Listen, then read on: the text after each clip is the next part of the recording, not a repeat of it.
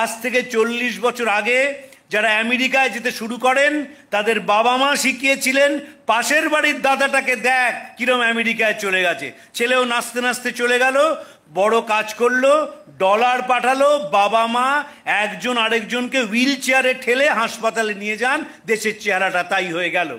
তারা কোনোদিন বলেননি যে দেশটাকে ভালোবাস।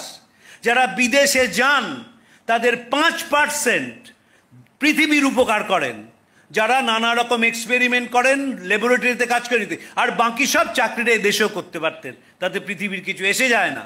কিছু ডলার উপার্জন করেন ওদেশে এবং এদেশে এসে এমন একটা ভাব করেন যেন তাদের বিশেষ খাতিরের প্রয়োজন রয়েছে, যেহেতু অন্য একটা দেশে চাকরি করেন মাত্র, আর কিছু মানবতার কোনো কাজ করেন না। এ বিবেকানন্দ নয় যে ভারতবর্ষের দর্শনকে, ভারতবর্ষের মানুষকে, ভারতবর্ষের ইতিহাসকে প্রচার করে দিচ্ছেন।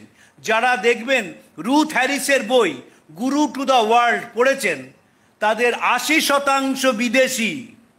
মনে রাখতে হবে স্বামী সর্বপ্রিয়ানন্দজি যখন হাঁটেন সেন্ট্রাল পার্কে তার সঙ্গে রেজিস্ট্রেশন করতে হয় এবং তিনি 1 ঘন্টা হাঁটেন, সাহেব মেমরা বেদান্ত শোনে, কারণ তারা বুঝেছে বেদান্তদের জীবন পাল্টাতে পারে।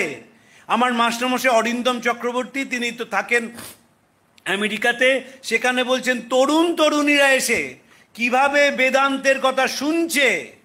এখানে একটু বেদান্তের কথা বলুন। স্বামীজি অসাধারণ কথা বলেছিলেন মহেন্দ্রনাথকে, লন্ডনে বিবেকানন্দে পড়বেন, যে দেশে যখন মানুষের জাগরণের কথা বললাম তখন সবাই হাসলো, তাই ভাবলাম স্বাধীন দেশে কথা বলি। বলেছিলেন এমন বেদান্ত বলে যাব যে এদেশের মানুষ মনে রাখবে, মনে রেখেছে, এবং দেখবেন ওরা ঝপঝপ করে পাল্টে যাবে।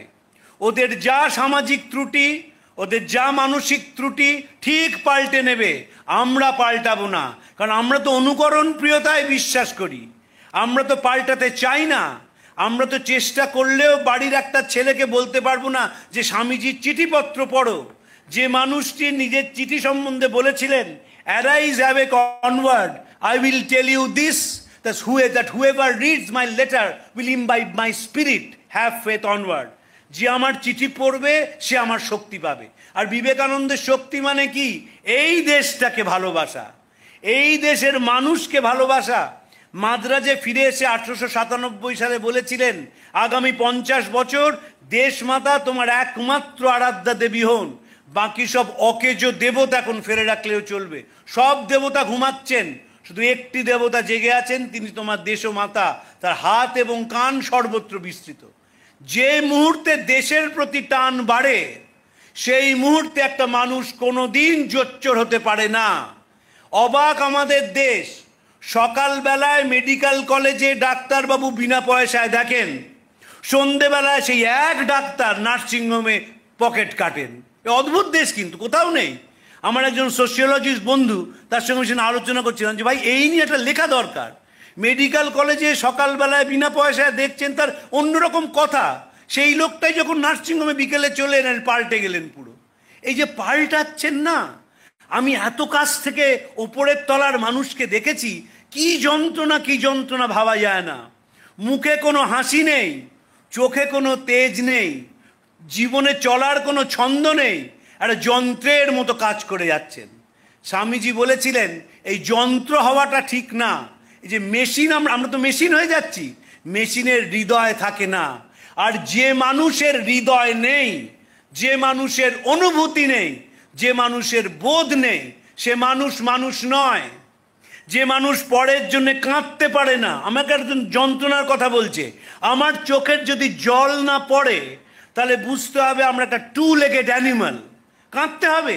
আমি লোকেশানন্দ স্বামীকে চোখের সামনে দেখেছি কিভাবে মানুষের যন্ত্রণার কথা বলতে বলতে কথা আটকে আসছে, কথা বলতে পারছেন না, জল পড়ছে চোখ দিয়ে। আমি খুব কাছ থেকে লোকেশানন্দ স্বামীকে অনেক বছর দেখেছি। আমি নিত্যস্বরূপানন্দজিকে দেখেছি, তিনি শারদামণির সন্তান ছিলেন। বেলুর মঠে আমি তাকে পৌঁছে দিতাম, গোলপার্ক থেকে যখন আমরা যেতাম। মহারাজের স্থূল শরীর, টুকটুক করে হাঁটতেন। বলতেন আচ্ছা তোমার এই ঠাকুরের মন্দিরে গিয়ে ঠাকুরকে বারবার প্রণাম করার ব্যাড হ্যাবিটটা হয়নি তো? আমি কি বলবো, চুপ করে রয়েছি পাশে। বলেন সারদা পীঠের সামনে অসংখ্য গরিব মানুষ বসে থাকে, আর যখন ঠাকুরমা স্বামীজির তিথি পুজো হয় গরিবদের সংখ্যা বেড়ে যায়। ওদের মুখগুলোর দিকে তাকাবে। বাঙাল ভাষায় কথা বলতেন, আমি বলতে পারবো না। যেদিন ওই মুখের মধ্যে শ্রীরামকৃষ্ণকে খুঁজে পাবে সেদিন মন্দিরে যাবে। নিত্য সর্বানন্দী বলতেন, বারবার বলতেন এই কথা, যে আমরা তো করি না সেটা। আমরা এই যে ভক্ত সম্মেলনে এসছি, ঠান্ডা ঘরে সারাদিন স্বামীজি ঠাকুরমার কথা শুনবো, দেখবেন বাড়িতে গিয়ে যখন একটা লোক কাঁদছে আপনার ভেতরটা নড়ে যাবে না। আর যতক্ষণ না নড়ছে বুঝবেন আপনি এই রাজ্যের কেউ নন। স্বামীজি দর্থহীন ভাষায় বলেছিলেন, তিনি আসছেন যারা তাঁর সেবা করবে, না তাঁর সেবা নয়, গরিব গুর্ব কীট পতঙ্গ পর্যন্ত তাদের মধ্যে তিনি আসবেন। তাদের বুকে মহাশক্তি মহামায়া বসবেন, মুখে সরস্বতী বসবেন। আর যারা নাস্তিক, অবিশ্বাসী, নরাধম, বিলাসী, তারা আমাদের ঘরে কি করছে? তারা এই বেলা ভালোয় ভালোয় চলে যাক। আরেক চিঠিতে স্বামীজি লিখছেন যে নিজে নরকে গিয়েও পরের মুক্তি চায়, সেই রামকৃষ্ণের ছেলে, সেই আমার ভাই। যে পারবে না সে তফাৎ হয়ে যাও এই বেলা ভালোয় ভালোয়। এই যে এই বেলা ভালোয় ভালোয় তফাৎ হয়ে যাও কারা? যে নিজে নরকে গিয়েও পরের মুক্তি চায়। আপনি ঠাকুরের রাজ্যের বাসিন্দা কিনা, স্বামীজির কৃপা পেয়েছেন কিনা, কি করে বুঝবেন? বুঝবেন ঝরঝরিয়ে কাঁদতে পারছেন কিনা অপরের যন্ত্রণায়। স্বামীজি বলছেন খুব কাঁদো, কাঁদলে চোখ সাফ হয়, ভেতরের ব্রহ্মসিংহ জেগে ওঠেন। দুটো জিনিস আমাদের ছোট বাচ্চাদের শেখাতে হবে, একটা সোশ্যাল ট্রেনিং, একটা মরাল ট্রেনিং। সোশ্যাল ট্রেনিং, আমার সামাজিক দায়বদ্ধতা আছে, আমি এমন করে রাস্তায় হাঁটবো না, আমি এমন করে গাড়ি চালাবো না, আমি কাউকে ঠকাবো না, এই সোশ্যাল ট্রেনিংটা দরকার।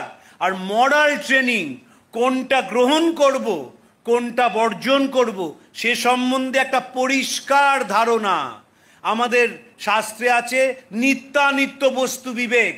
এই পরিষ্কার ধারণা কোনটা নেব আর নেব না যদি আমরা করতে পারি, তাহলে এই দেশ কয়েক বছরের মধ্যে পৃথিবীর শ্রেষ্ঠ দেশ হয়ে উঠবে।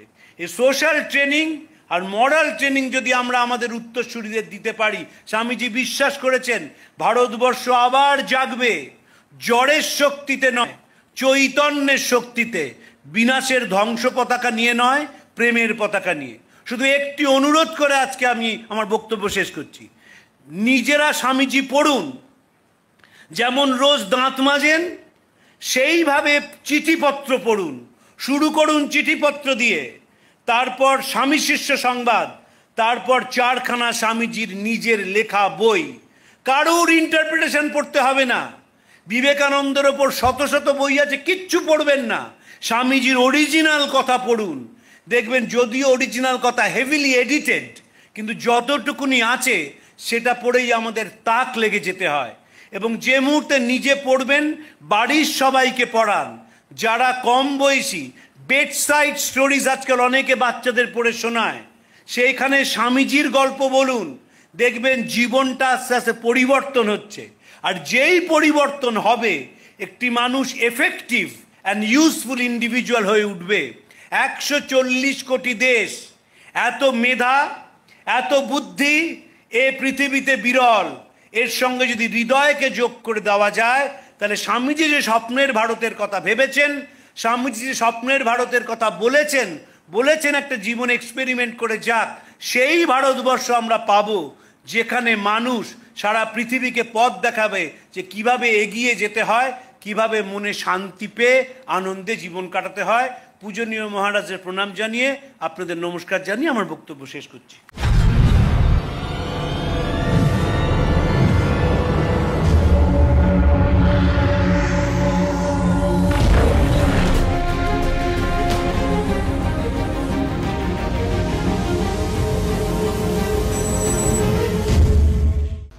তোমরা যারা এখনো আমাদের চ্যানেলটি সাবস্ক্রাইব করোনি, তারা এখনই সাবস্ক্রাইব করো আর পাশের বেল আইকনটি অবশ্যই প্রেস করো আমাদের সমস্ত নতুন ভিডিওর নোটিফিকেশন পাওয়ার জন্য।